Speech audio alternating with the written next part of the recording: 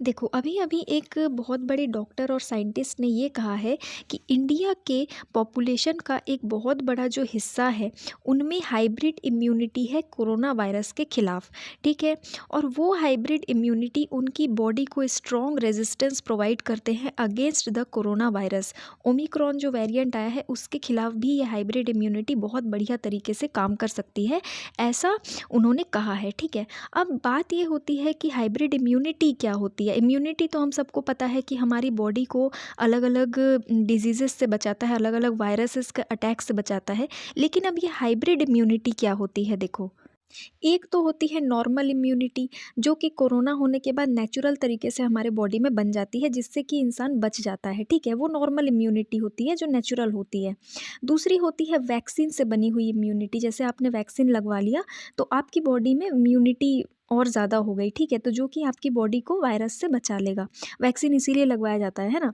तीसरी होती है हाइब्रिड इम्यूनिटी। मान लो किसी इंसान को कोरोना हो गया और उसने वैक्सीन भी लगवाई है, तो उस इंसान की बॉडी में हाइब्रिड इम्यूनिटी बन जाएगी। ये इम्यूनिटी सबसे बेहतरीन होती है। ये कैसे होती है, देखो, जैसे कि मान लो किसी को कोरोना हुआ है, वो ठीक हो गया, मतलब उसकी बॉडी में कोई ना कोई इम्यूनिटी रही होगी तभी वो ठीक हुआ है। उसके बाद उसने वैक्सीन भी लगवा ली, ठीक है?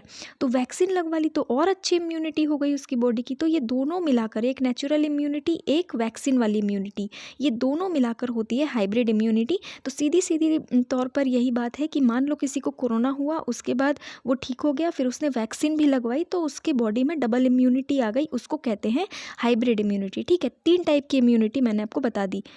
अभी हाइब्रिड इम्यूनिटी की बात इसलिए हो रही है क्योंकि डॉक्टर्स ये कह रहे हैं कि कोरोना से संक्रमित होने के बाद और वैक्सीन लेने के बाद बॉडी में इम्यूनिटी बहुत ज़्यादा मजबूत हो जाती है।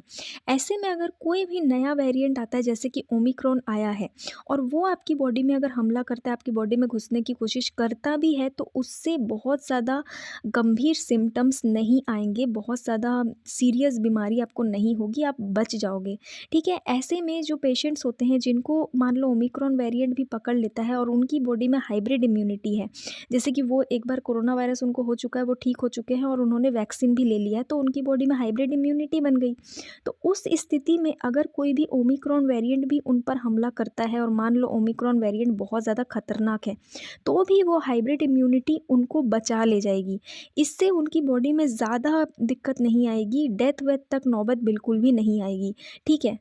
और डॉक्टर्स और एक्सपर्ट्स यही कह रहे हैं कि इंडिया में लगभग-लगभग 70% लोगों को कोरोना हो चुका था, है ना? सेकेंड वेव आने तक, जब ये जो डेल्टा वेरिएंट है वो फैला था, तब तक 70% लोग कम से कम इंडिया में कोरोना का शिकार हो चुके थे। उसके बाद कई लोग ठीक भी हो चुके थे, फिर उन्होंने वैक्सीन भी ले लिया।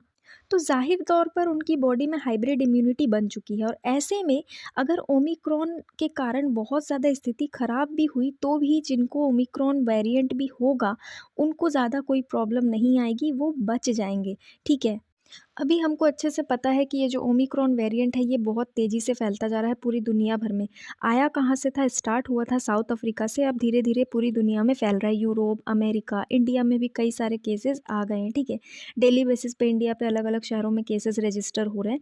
लेकिन इसी बीच एक्सपर्ट्स की जब राय ली गई, डॉक्टर्स की जब राय ली गई, तो उन्होंने ये बताया कि इससे जो है इंडिया में ज़्यादा पॉपुलेशंस में हाइब्रिड इम्यूनिटी बन चुकी है, और वही हाइब्रिड इम्यूनिटी लोगों को इस ओमिक्रॉन के खतरे से बचा लेगा। ओमिक्रॉन को इतना खतरनाक इसलिए माना जा रहा है क्योंकि उसके स्पाइक प्रोटीन में बहुत ज़्यादा म्यूटेशंस है, ठीक है? स्पाइक प्रोटीन वही चीज़ होती है जो कि कांटेदार दिखती है। वायरस के फ़ोटो में आपने कांटेदार जो देखा होगा, वो स्पाइक प्रोटीन होती है, जो कि हमारी बॉडी के सेल में घुसकर हमारी बॉडी में इन्फेक्शन फैलाने का काम करती है। इसमें बहुत ज़्यादा 30 से भी ज़्यादा म्यूटेशन होने के कारण ये चिंता जताई जा रही है कि ये वायरस, ये वेरिएंट बहुत ज़्यादा खतरनाक हो सकता है। इससे डेल्टा वेरिएंट से भी ज़्यादा डेथ होने के चांसेस हैं। लेकिन अब अलग-अलग देशों के डॉक्टर्स की राय अलग-अलग है। इंडिया में कई डॉक्टर्स ये कह रहे हैं कि ये डेल्टा वेरिएंट से ज़्यादा खतरनाक नहीं होगा। इसके सिम्पटम जो हैं वो बहुत ही माइल्ड सिम्पटम है, हाई फीवर नहीं है, टेस्ट नहीं जाएगा, स्मेल नहीं जाएगी, उसके बाद सर्दी खाँसी भी बहुत ज़्यादा नहीं होगा, सिम्पटम माइल्ड हैं, पर देखते हैं आगे क्या होता है ना? तो ये होती है हाइब्रिड इम्यूनिटी। हमारे इंडिया के ज़्यादातर पॉपुलेशन में ये इम्यूनिटी देखी गई है, ऐसा एक्सपर्ट्स का कहना है। तो इसीलिए ओमिक्रॉन का खतरा उतना ज़्यादा नहीं होगा, क्योंकि वैक्सीनेशन लगभग बहुत से लोगों में कंप्लीट हो चुकी है। ठीक है, दोनों डोजेस बहुत से लोगों ने लगवा लिया है, और जिन्होंने नहीं लगवाया है प्लीज़ लगवाइए। ठीक है, तो आज के लिए इतना ही। हमने डिटेल में हाइब्रिड इम्यूनिटी के बारे में डिस्कस कर लिया है। फिर भी अगर आपको कोई डाउट या कन्फ्यूजन हो तो कमेंट में आप मुझे पूछ सकते हैं। Thank you.